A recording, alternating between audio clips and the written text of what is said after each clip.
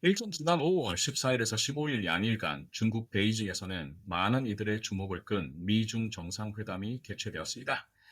트럼프 대통령 내각과 동행한 주요 미국 대기업 CEO가 포함된 대규모 경제사절단의 면면에서 보듯 이번 정상회담은 철저하게 미국 입장에서 중국과의 거래 성사에 방점을 찍은 것으로 보였습니다.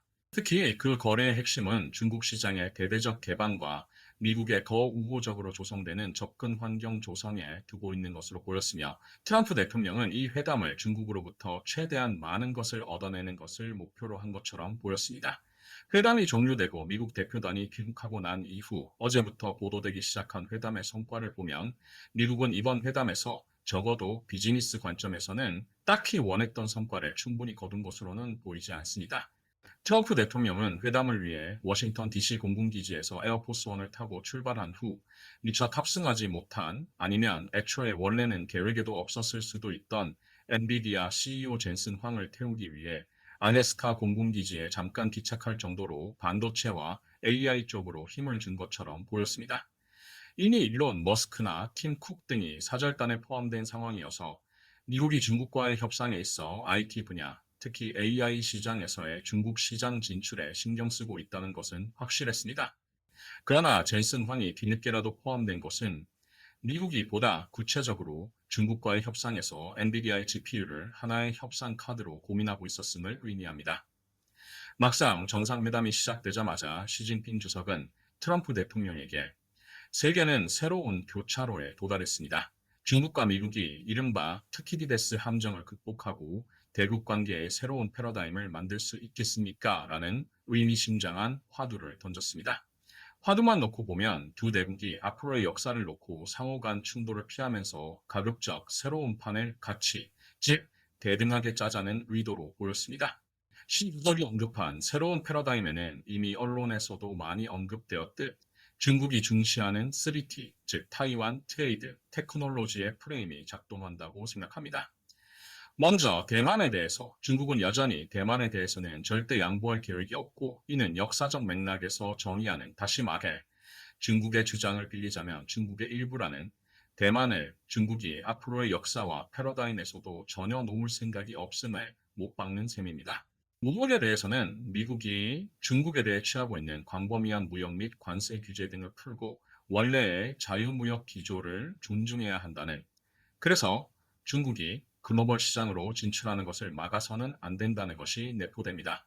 마지막으로 기술은 현재 미국이 중국을 강력하게 견제하는 반도체와 인공지능, 그리고 일부 에너지 기술 등에 대해 중국은 대부분의 기술 자급화는 물론 역으로 미국 및 동맹국들에 대해 날릴 수 있는 유효한 카운터펀치가 있음을 슬쩍 보여주는 셈입니다. 이 3T의 의미를 중국은 투키디데스의 함정이라는 맥락 안에서 중국이 원하는 방식으로 언급한 것입니다. 하버드대 그레이엄 앨리슨 교수가 예정된 전쟁이라는 책에서 언급한 투키디데스의 함정, 그림 1을 참고하시면 좋겠습니다. 이 맥락에서 3T가 갖는 의미를 조금 더 상세하게 살펴보겠습니다. 대만에 대해서는 미국이 혹여나 대만의 독립을 지금 같은 NCND의 입장에서 대놓고 지지하는 입장으로 선회하거나 심지어 유사시 대만 해협으로 무력을 투사 혹은 배치하는 것은 결국 미중의 무력 충돌을 야기할 것임을 사실상 직접적으로 경고한 셈입니다. 무엇에 대해서는 미국이 계속 대중무역 제재를 이어갈 경우 결국 중국이 미국 시장을 잃어버리는 것보다는 미국이 중국 시장을 잃어버리고 심지어 중국이 주도권을 가져가게 될 대부분의 제조업에서 중국과의 디커플링이 야기될 수 있음을 보여준 셈입니다. 마지막으로 기술에 대해서는 미국이 반도체와 인공지능 분야에서 중국을 핀포인트 제재를 가하는 것은 결국 미국이 스스로의 발등을 찍게 될 것임을 넌지시 내비친 셈입니다.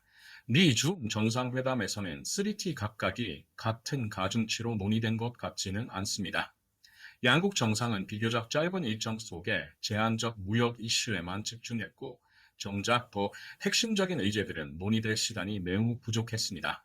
특히 젠슨 황을 중간에 픽업해서 동승시킬 정도로 집중했던 AI 분야에서는 미중은 지난 2024년 페루 리마에 있었던 AI 거버넌스에서 진전을 이룩하지 못했습니다. 참고로 이 2024년에 리마 합의는 생각보다 중요한 의미가 있는데요. 왜냐하면 앞으로 AI가 안보나 국방 차원을 넘어 핵무기 통제로 적용될 경우 정부가 통제하지 못하는 순간이 올 수도 있음을 양국이 자각하고 있다는 것이 확인되었기 때문이죠.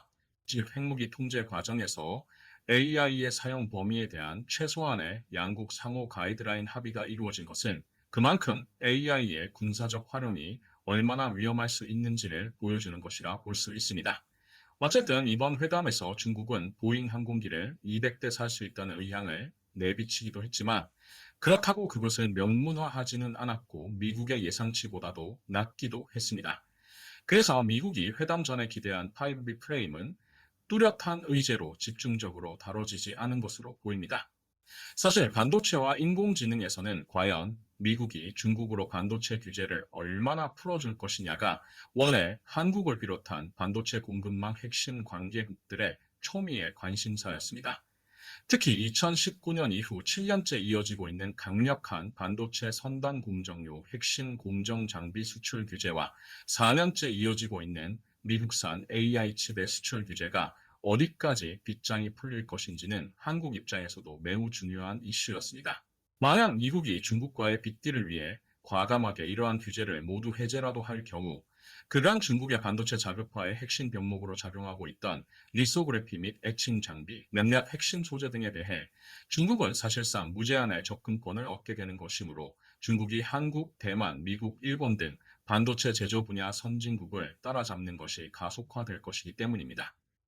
또한 AI 가속칩 역시 대중 수출이 개방될 경우 미국의 주요 AI 하이퍼스케일러, 파운데이션 모델 개발사들과 벌어진 격차를 중국은 대량으로 엔비디아 등의 GPU를 수입하면서 메꾸기 시작할 것이고, 이는 한국이 필수적으로 확보해야 하는 GPU 수급에 영향을 주게 될 것인. 그래서 한국의 소버린 AI 전략에도 지장을 줄 수도 있음을 의미하는 것이기 때문입니다. 회담 결과 우려와는 달리 여전히 반도체 선단 공정 장비는 여전히 규제가 풀리지는 않았습니다. 그런데 흥미로운 것은 GPU 개방에 대한 공방입니다. 미국은 회담장에서 분명히 중국향 H200 수출의 빗장을 사실상 열어준 것으로 보입니다. 그렇지만 중국은 이를 환영하기는커녕 그다지 달갑지 않게 받아들인 것으로 보입니다. 실제로 트럼프 대통령은 귀국길 에어포스원에서 가진 기자회견을 통해 중국이 H200 구매를 거부했고 중국이 자신들 것을 개발하기 원한다라는 언급을 했습니다. 즉 중국은 엔비디아 등 미국 반도체 업체들의 AI 칩을 대량 구매하는 옵션은 받아들이지 않았고 그 근거로 중국산 AI 칩의 성능이 충분히 이를 따라잡았다는 것을 언급했을 가능성이 높아 보입니다. 사실 H200 대중 수출은 이번 정상회담 훨씬 이전부터 논의된 사안이었습니다. 트럼프 대통령은 1월 13일 H200의 대중 수출을 공식 승인했습니다. 그런데 중국 세관은 엔비디아 GPU의 중국 수입을 허용하지 않는다는 통보를 했습니다. 그 결과 엔비디아는 백악관과 상무부의 대중 판매 승인을 얻은 후에도 거의 4개월 넘게 H200을 중국에 단 한 장도 팔지 못했습니다. 시 주석이 화두로 꺼낸 투키디데스의 함정의 의미는 3T의 맥락에서는 적어도 미, 중 양국은 대등한 관계가 되었음을 암시하는 것으로 해석됩니다. 단순히 생각하면 21세기 들어 국제 무대에서 경제 강국, 군사 대국이 된 중국이 기존의 대국인 미국에 도전하는 모양새이지만 역사적 맥락으로 보면 잠자던 거인인 중국이 훨씬 역사가 짧은 신흥국인 미국을 다시 경쟁자로 인지하기 시작했다는 것으로도 해석할 수 있습니다. 3T의 관계에서, 특히 무역과 기술의 관계에서 중국은 더 이상 미국 제조업체들, IT 업체들의 생산기지, OEM 파트너 포지션이 아님을 선언한 것이며 미국이 핀포인트 제재하려던 반도체와 인공지능에서도 이제는 그러한 제재가 제대로 통하지 않고 있다는 카드를 보여준 셈입니다.